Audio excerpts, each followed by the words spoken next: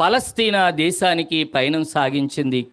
ఆమె మనసులో ఉన్నది ఏమిటంటే, క్రీస్తు ప్రభువు మరణించినటువంటి ఆ శిలువను కనుక్కోవాలి అని ఆ తల్లి ఆ కల్వరగిరి మీద తవ్వకాలను చేసినట్లుగా చరిత్ర చెప్తూ ఉన్నది.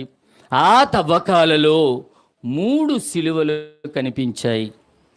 కల్వరగిరి మీద మనకు తెలుసు కదా, ప్రభువుతో పాటు 2 దొంగలు కూడా శిలువ వేయబడ్డారు.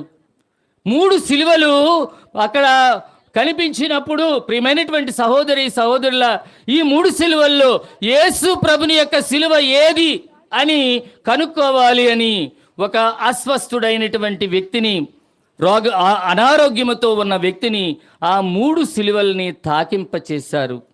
యేసు ప్రభుని శిలువను తాకగానే ఆ వ్యక్తి అద్భుత విధముగా అతడు స్వస్థుడయ్యాడు. Praise the lord.